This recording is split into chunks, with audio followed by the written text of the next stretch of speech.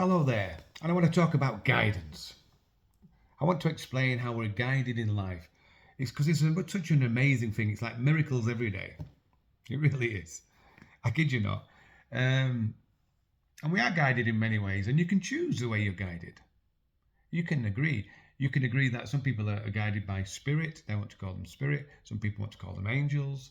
Some people want to call them God. Some people want to call them Buddha, whatever you want to call them. Now, I like to say that I'm guided by my spirit. Because in my opinion, yeah, I've had a nice piece of guidance from other people knowingly, and many times unknowingly, guidance from other people. Let me give you a brief example. When I lived in America, um, I'd become aware that maybe it was time to come home. My intuition was telling me. So I was looking at flights because I always kept enough money to get home. And I was looking at flights and I found a very cheap one on March the 6th, which is my sister's birthday. And I thought, well, I'll keep that on the back boiler and wait for something to show me what I'm going to do. Because we're not always sure what to do, because your ego, if you want to call it that, has got no idea. It's like having a friend who's looks at all the doom and gloom in life. You wouldn't listen to his advice, would you? No. Well, don't listen to your ego then either. So anyway, I put that on the back burner, and a few days later, I went to pick my girlfriend up from work. She worked in a crystal shop. Now, in this crystal shop, they used to sell copies of my book. And I went to pick my girlfriend up this day, and she says, I'll be about half an hour. So I sat in the waiting room, and an elderly lady came in, and she bought one of my books. And my girlfriend said, do you see the guy sat in the corner? Go and have a talk to him. He's the author of that book. So she came over and she says, I've read the synopsis of your book and I'd like to book a session. I said, well, that's quick. I said, you're not even going to read the book first? I said, do you mind if I ask you a question first? And she says, what's that? And I says, can you tell me what your birthday is? And she says, my birthday is the 17th of August. And I thought to myself, so is mine. But she doesn't know it. And she says, I'd like to, I said, well, what makes you want to book a session? She goes, well, my husband died 2 years ago and I miss him so much. And you can help me with that, with my grief. And I says, well, we can. I said, do you mind if I ask you what your husband's birthday was? She goes, well, my husband was the 14th of February, Valentine's Day. Now, unbeknown to her, so was my girlfriend's. And she says, yeah, and he died 2 years ago on March the 6th, the day of this flight. So, unbeknown to her, she's given me a beautiful message, and she's no idea she's done it. But I know. And that's how it works. I'm asked to be guided with birthdays, and that's what they do. That's what God does. He guides me with birthdays. And what we do is many people who, you can listen to your ego if you wish, or listen to your spirit, because that's what I believe I'm doing, listening to my spirit. Now, your ego, when I first moved back to, when I first moved to Hull from Gran Canaria, I was struggling to find somewhere to live. I was trying all sorts and finding it very difficult. And your ego doesn't like leaving it while the last minute, and it was the last minute. Trust me. And I attempted to get a property in a certain street in Hull. Not a very nice street, I must say, but I was getting a bit desperate. And I paid a deposit, and it fell through. I didn't get this when I got here. It was a load of rubbish. The guy had taken my deposit and walked away with it, and I thought, oh dear. So my friend asked his mum if I could stop with them for a while. So I stopped there for a week, and within a week I got a lovely place. And well, look, I live here now.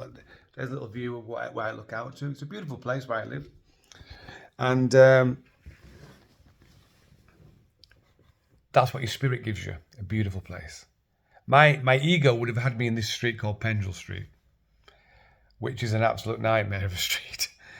That's what my spirit, and that's what I do. I look at that and go, yeah, that's what you'd end up, you'd make me do things like that.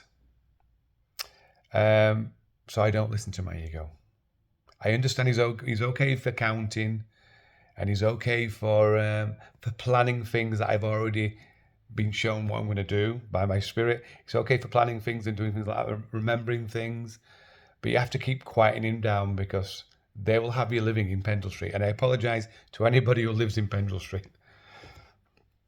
Anyway, so another way I'd like to explain it to you is I worked as a porter many years ago, and a part of my path of being a spiritual psychologist is to put my life out there for people to learn from.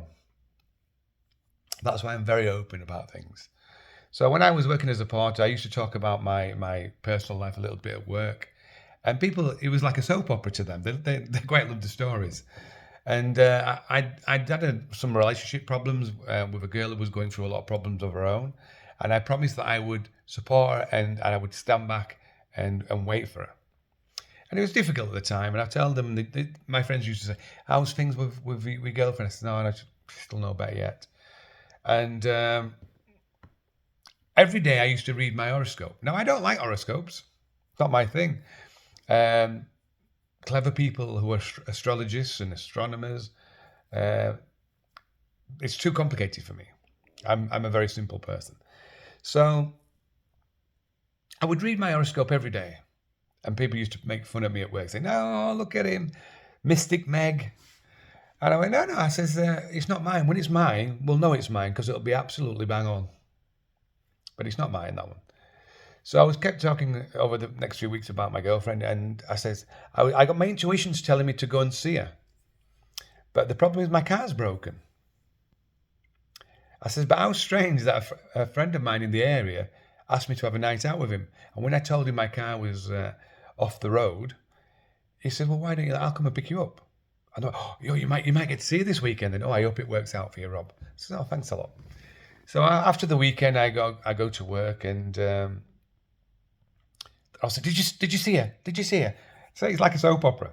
And I went, no, I didn't get to see her. I'm sorry, but I didn't. I said, it's a shame. I said, but what I did do, I put a message on the local radio because I know she listens to it at the weekend. And I put a message on saying, I'm still here supporting you. Good luck for the future. And they'll go, oh, I wonder if she heard it. I said, well, I've no idea, but I tried. It's what I call throwing a hook. And then I asked my friend, can I borrow your paper to do the horoscope? And I read it, and then I read it out loud. This is exactly what it said. A phone call to a local radio station will go extremely well. And they're all going, oh my God, Robbie, it's yours. How does that work? That's unbelievable. And I went, now I didn't know how it worked, but my claircognizance, my intuition would say, I read that every day. So I'm saying to my spirit, you can message me in there if you wish. So my spirit thinks, if he needs it, we know that's an avenue where we can get through to him. And then they inspire the spirit of the person who writes it to write it for you that day. And that's as simple as it is.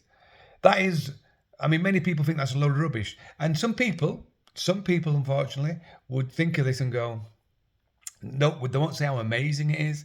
They will go, yeah, he probably read that horoscope before he got to work to tell them a story. Some people see life like that. Some people's ego. How do you see it? Let me know in the comments. Let me know some of your guidances, because it's beautiful. It's beautiful. And my book is full of mine, but you can't beat getting your own. Getting your own guidance is what life's all about for me.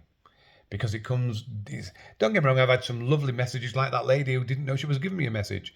You get loads of messages on the bus, in the pub, in the street, meeting people. As long as you communicate, you will be given messages. We're all helping one another. I'm going to say that again. We are all helping one another. Okay. See you later.